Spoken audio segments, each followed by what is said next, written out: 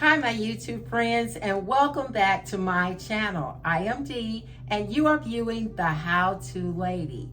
My channel looks at various things such as health, fitness, organization, DIYs, life hacks. I like to think of my channel as eclectic. It has something for a variety of people.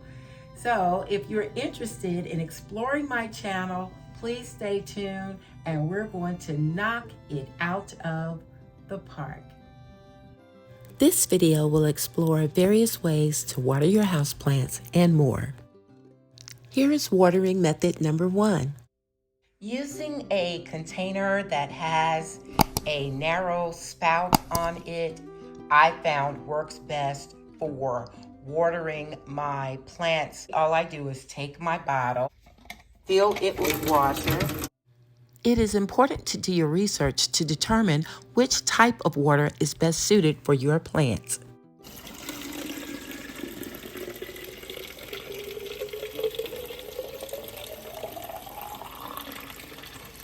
So here we go. I begin watering my plants by ensuring that I place the spout on the bottle in the self-watering space on the pot. And I just squeeze the bottle and I get the water in there really well and the plant is watered. So think about watering your plants from the bottom up and not the top down. Watering plants from the bottom up ensures that the water gets to the root of the plant, which provides the nutrients for the plants. Versus watering from the top down, you're not sure that the water is getting to the roots, therefore not getting the nutrients to the plant.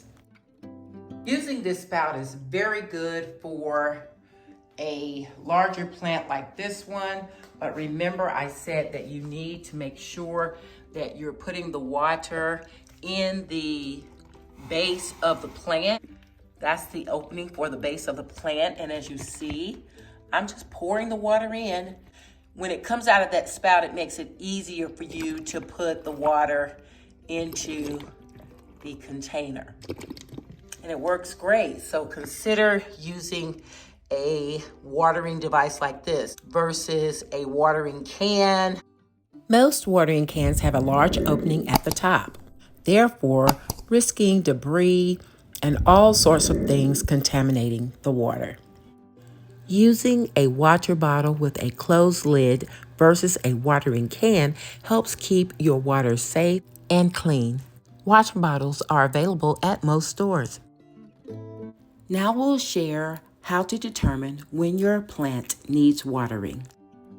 It is very important to determine whether or not your plant needs to be watered. For this meter, it helps you determine whether the soil is too wet or too dry. All I do is take this meter and I stick it down into the pot, and make sure you try and stick it as close to the base of the plant as possible, because that gives you the best reading. And then that gauge lets me know whether or not this plant needs water. And at this point, the gauge is indicating that this plant could use some water because it's a little on the dry side. However, when I put the meter in this calla lily that has been watered recently, you'll see that the gauge is telling me that this calla lily is not quite dried out yet. You see the needle on the meter has moved and it's closer to the moist side of the meter. So we don't want to water it just yet. You don't want to overwater. This meter can be found at any gardening store. I encourage you to get a water meter if you're having trouble determining whether or not your plants need watering. Let's explore watering method number 2. Here's my second method for watering plants. I fill the sink, or I might use a tub, and I also have another sink in my laundry room that I use, and I fill it as high as I need to in order to submerge the plant. And then I take my plant here and all I do is sit it down in the water. And the plant has a base on it that allows the water to get to the plant from the bottom up. And I found that this is the best way for me to water my plants. And when I am done watering this plant, I've purchased these inexpensive trays, and this acts as a water catching device. So when I take it out of the water that runs over will run over in this tray, avoiding soiling the surface that you place this plant on. And this water catching device saves those spaces.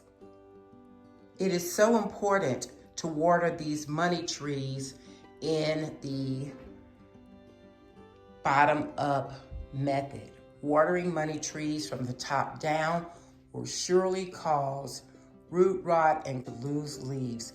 These plants do not like for their stems to be wet. They don't like sitting in water.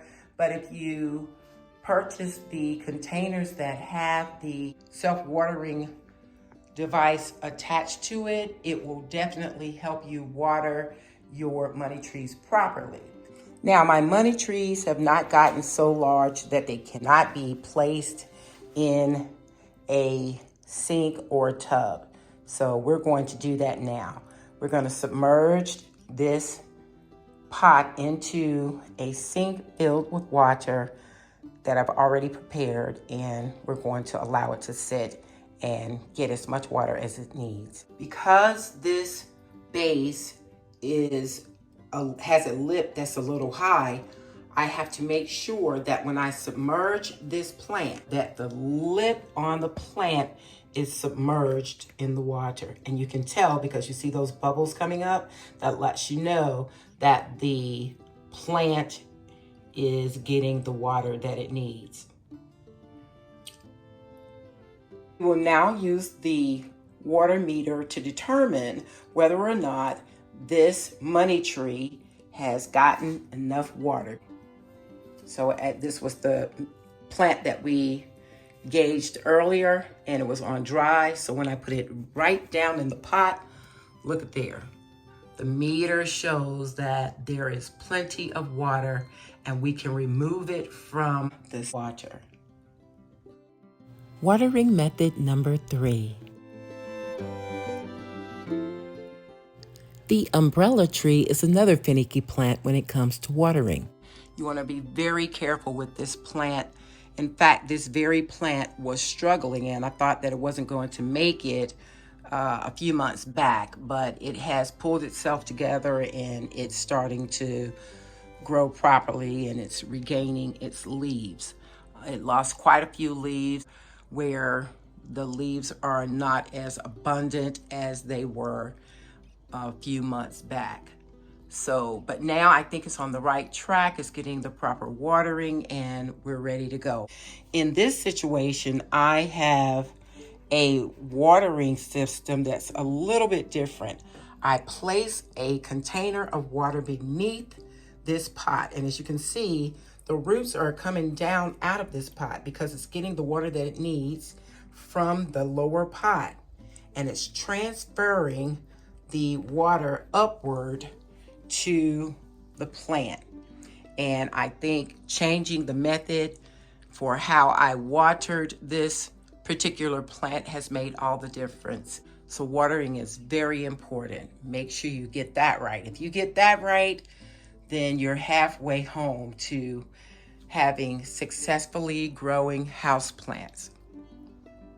Sometimes I will water the plant from the bottom up by just actually filling up the little plastic trays that I have underneath the plant. This works as well. The water that's needed, it will be absorbed by the plant, and you still save the surface that your plant is sitting on. So this is another method. You can water it directly in the little plastic trays, and get the same results from watering it and placing it in a sink. The choice is yours. Let's talk about water temperature. Water temperature. Should you use cold, hot, or warm water whenever you are watering your soil-based houseplants? I like to use water that is room temperature. I don't go too hot, I don't go too cold. I try to keep the water at room temperature.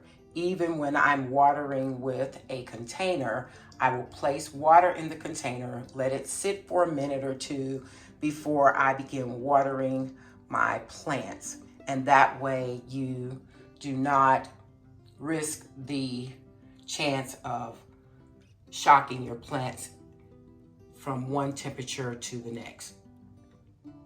In this video, we discussed 3 methods of watering. Though similar, they are slightly different. We've talked about pots and water temperature. Remember, all plants are different and have individual needs, so once you purchase a plant, learn what it needs and then govern yourself accordingly. And as always, though I am not a plant expert, I am a plant lover with experience. Thank you for watching, my friends, and I look forward to seeing you in the next video.